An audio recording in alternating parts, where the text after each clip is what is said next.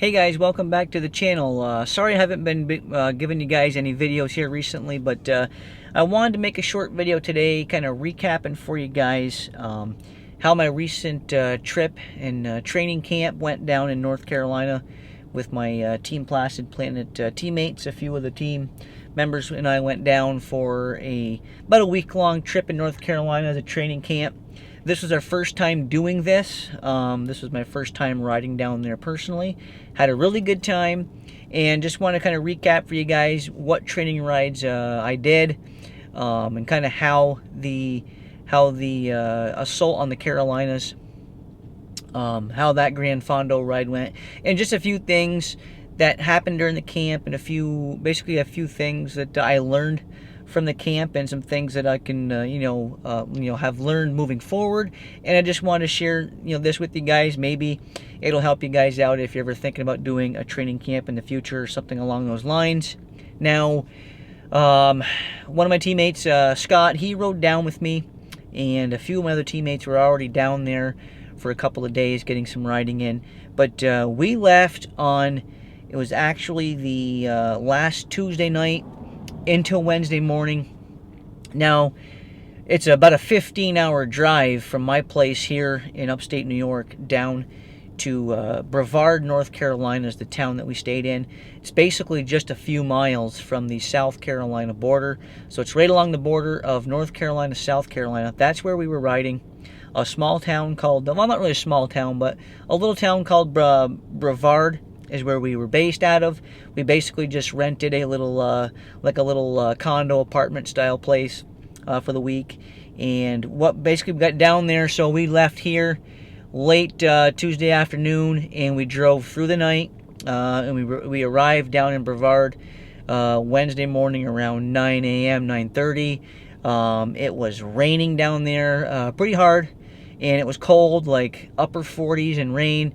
And with the fact that, me and Scott had just driven for 15 hours, not pretty much nonstop, minus, some bathroom breaks and some food breaks and stuff, we decided to not ride, given the weather conditions being, upper 40s and rain, coupled with the fact that we were basically operating on zero sleep and we're pretty exhausted.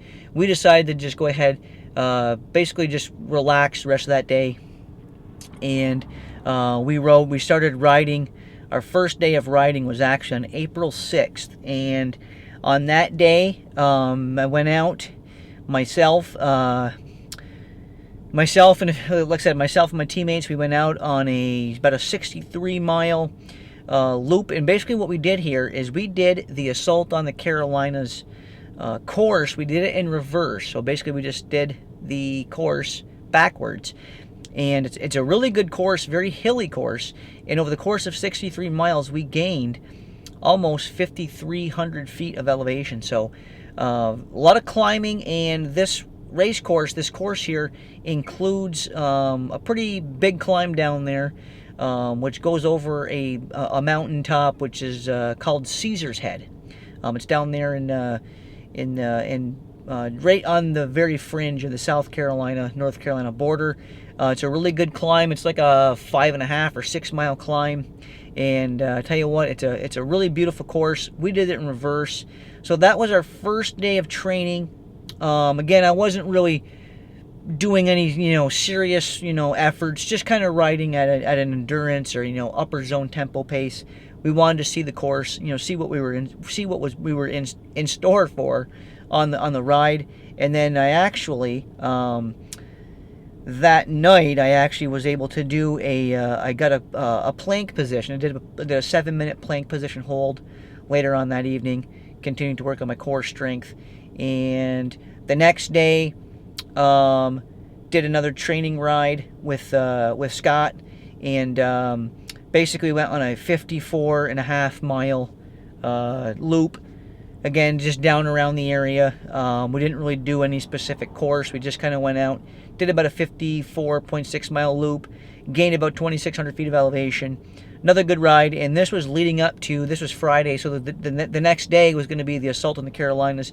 So we didn't want to go too hard on Friday.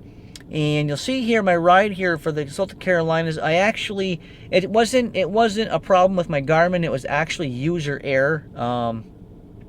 I just recently got the Garmin Edge 1000, and I basically am still learning it a little bit, and I basically made a mistake when I was saving my ride, so I pretty much lost all of my data. But on the Assault on the Carolinas ride, that was the Gran Fondo ride that we did. Now there was basically 1,000 people, maybe even over 1,000 people that were registered for this ride, and it left out of Brevard, out of downtown Brevard, and of course it loops on this 64-mile course that kind of stems down through North Carolina and South Carolina, and again, that route, it finished with about 12 miles to go. That's when you hit the Caesar's Head climb, and so that course has about 5,500 feet of elevation, I think is what that was. I had a time of 3 hours, 17 minutes, and 36 seconds on the ride. Now, a couple things about the ride. I think this was the 18th edition of the ride, so it's been in play and has been going on down there for quite some time now, and it was very well organized. Registration on Friday night went very quickly. We were able to go down Friday evening, pick up our registration packets. That went very smoothly. They had plenty of desks open, and it took us literally 5 minutes to register, if that. Excuse me. So excuse me. So the registration process was very easy, and the ride was very well organized. It left at about 9 a.m. out of Brevard, and basically it was just a Gran Fondo. It wasn't a race, no scoring. Basically, just go out there and ride. My only ambition was really to ride this as a training ride, and I rode it hard. I basically kind of rode it like it was a race, and what I was trying to work on different skills. This is a great course because you get to work on your climbing, you get to work on your descending skills.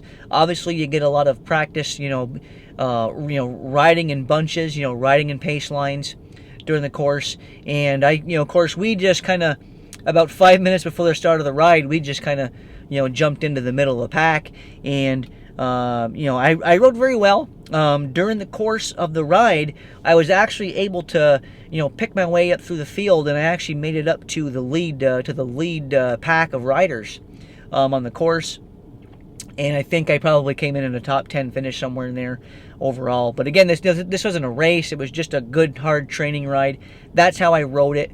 I rode it very hard, like I was in a race. But again, I just wanted to work on some of my racing skills, and kind of get myself prepared for the upcoming season, which is now upon us. I got races coming up soon. I may even be racing this coming weekend. But so that's how the Assault on the Carolinas ride went. For anybody interested who hasn't done it, who would like to do this ride, I'm pretty sure it goes every year about the same time, like the same weekend. It's pretty much like, well, this year it was April 8th. So I think every year around April 8th or that weekend is when this ride goes. Again, very well organized. They had like 4 places on the course you could stop and refuel, get water, some nutrition, whatever you needed. I didn't stop. Again, I rode this like it was a race, and I wanted to work on fine-tuning my skills here for season. But very well organized ride. I would recommend anybody who wants an opportunity to do a great course in a great part of the country that has really good weather conditions for this time of year.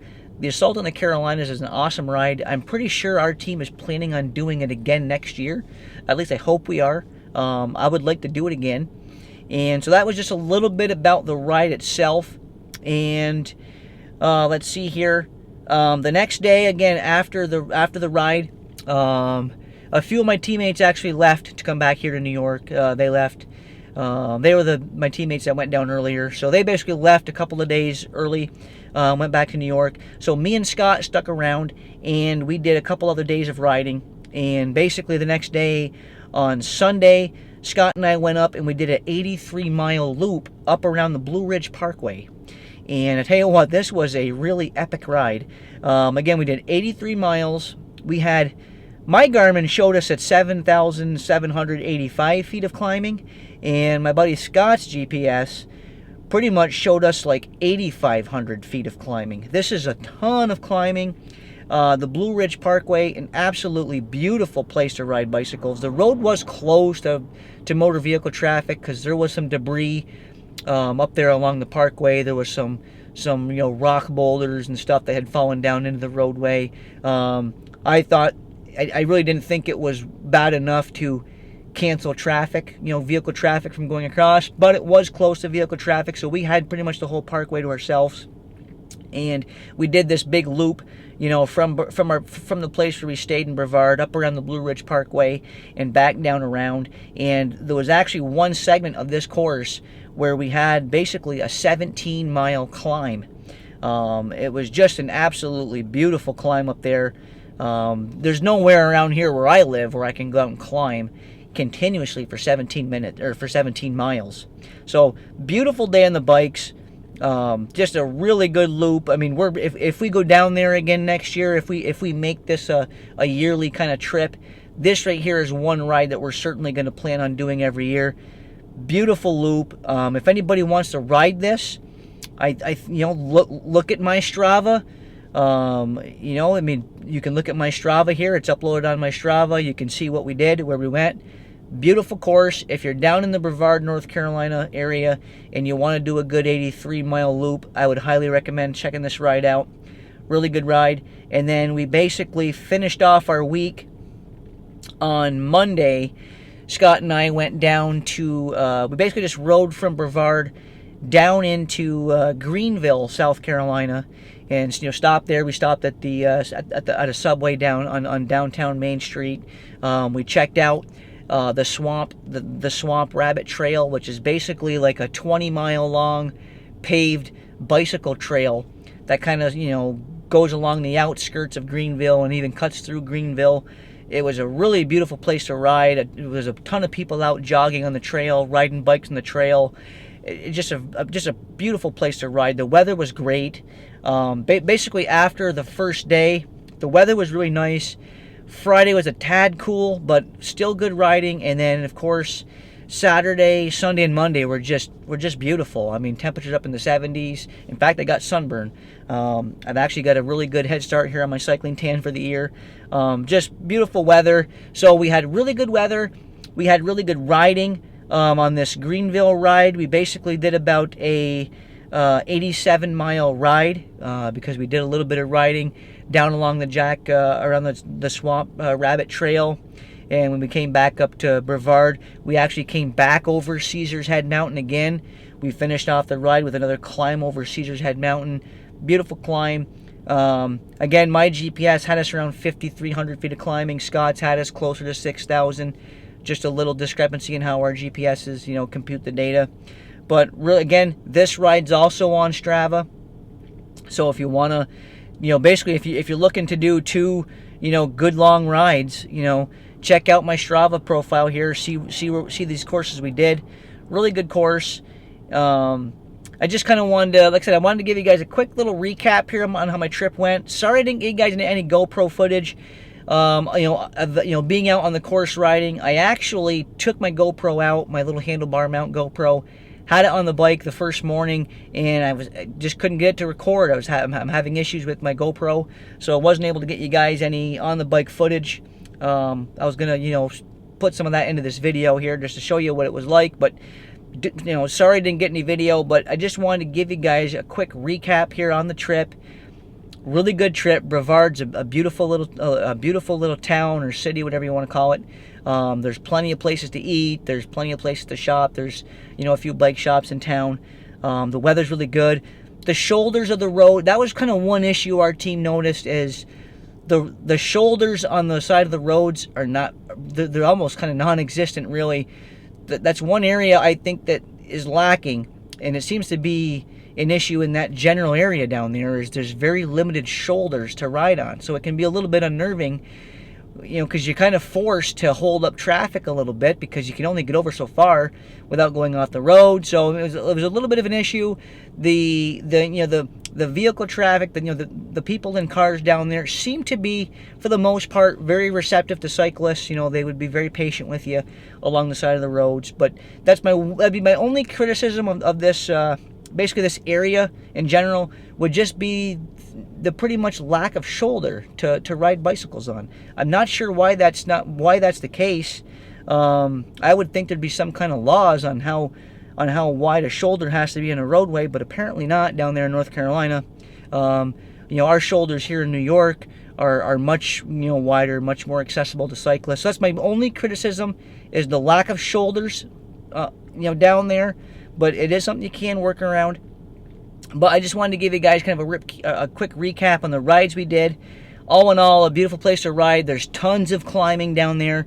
This would be a great place to have a cycling camp, because you can pretty much work on all kinds of aspects of cycling. If you're into climbing and you're into, you know, fast, you know, sweeping hairpin descents, this is an absolutely beautiful place to ride bikes. We had a blast. I'm pretty sure we're planning on going back again next year and in the future years to come. But just wanted to give you guys a quick recap here on how my week went. I am back in New York now, planning on going out here on a ride shortly. Temperatures here are back to usual, mid 40s. Of course, our roads are still real sandy. But anyways, guys, thanks for tuning into the video. I'm going to start bringing you guys some more bike vlogs here very shortly, and some other videos. Again, as always, guys, I appreciate the support you guys are giving me here in the channel, and I look forward to seeing you guys in my next video.